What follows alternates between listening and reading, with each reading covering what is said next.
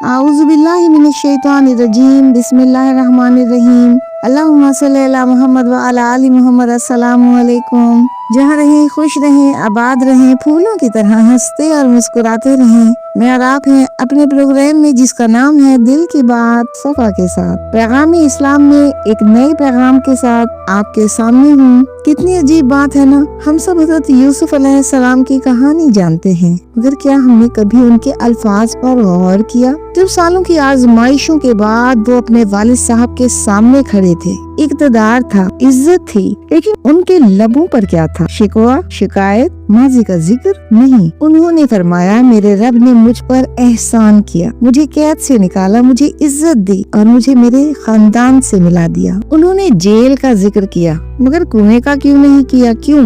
क्योंकि भाई सामने खड़े थे। ये सिर्फ एक वाकया नहीं है, ये किरदार की बुलंदी है। कुरान पाक हमें सिर्फ कहानी नहीं सुनाता, वो हमें नफ्सियात सिखाता है। आज की साइंस कहती है कि जो लोग माजी की तलखियों को दोहराते रहते हैं वो डिप्रेशन और एंजाइटी का शिकार जल्द हो जाया करते हैं, लेकिन जो लोग रिफ्रेमिंग करते हैं, यानी वाकये को नए जाविये से देखने की कोशिश करते हैं, वो ज़हनी तौर पर मजबूत होते हैं। और ये रीफ्रेमिंग हमें किसने सिखाई है? ये रीफ्रेमिंग हमें सिखाई है यूसुफ अलैहिस्सलाम ने। उन्होंने क्या कहा? शैतान ने वर्गलाया था, यानी कसूर को शैतान की तरफ मोड़ दिया ताकि भाइयों की इज्जत महफूज रह सके। ये है असल ईमान। माफ करना सिर्फ कहना नहीं होता, माफ करना ये है कि आप माजी की फाइल बंद कर दें। वो अपने भाइयों को दिल से माफ कर चुके थे, इसलिए जिक्र करना मुनासिब नहीं समझा। जरा सोचिए, अगर वो चाहते तो कह सकते थे मुझे कुएं में फेंका गया, लेकिन उन्होंने ऐसा नहीं कहा, क्योंकि इज्जत बचाना बदला लेने से बड़ा काम है। सुभान अल्लाह, क्या शख्सियत थे हजरत यूसुफ अलैहिस्सलाम। और फिर हजरत याकूब अलैहिस्सलाम, जिन्होंने क्या फरमाया? फसब्रुन जमील, बस सब्र खूबसूरत है। खूबसूरत सब्र क्या होता है? इसमें इंसानों से शिकायत नहीं होती, अपनी तकलीफ का जिक्र सिर्फ अल्लाह से होता है। आज हम क्या करते हैं? हम हर महफिल में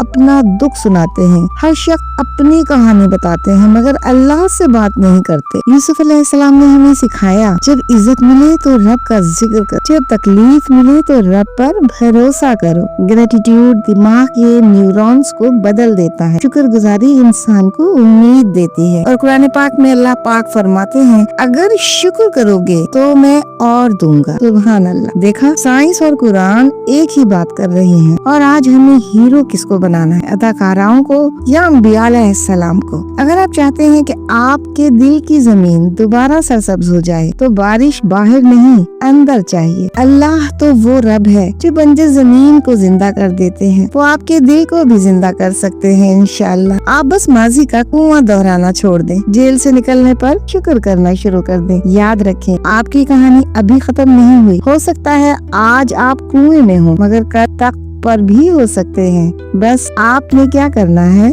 आपने करना है सब्र, शुक्र और तवक्कल को थाम लीजिए। अब इख्तितामी दुआ। अल्लाह ताला तू ही हमारा रब है, हमारी रहनुमाई करने वाला है। हमें सब्र, शुक्र और तवक्कल अता फरमा दो। हमारे दिलों में उम्मीद पैदा कर दो, हमारे खौफ और परेशानियों को दूर फरमा दो, हमारी जिंदगियों में आसानियाँ पैदा कर दें, हमारे घर वालों पर अपनी रहमत नाजिल फरमा दें। हमें ऐसे दिल दे दें जो कभी न हारें, जो हर मुश्किल में तेरे ही करीब रहे। ऐ अल्लाह, हमें अपने रास्ते पर साबित कदम रखना, हमें ऐसे ही इखलाक वाले इंसान बना दो जैसे यूसुफ अलैहिस्सलाम थे। आमीन या रब्बुल आलमीन। प्रोग्राम पसंद आए तो जरूर सब्सक्राइब कीजिएगा, लाइक कीजिएगा और शेयर कीजिएगा। अपना बहुत ख्याल रखिएगा। अल्लाह हाफिज।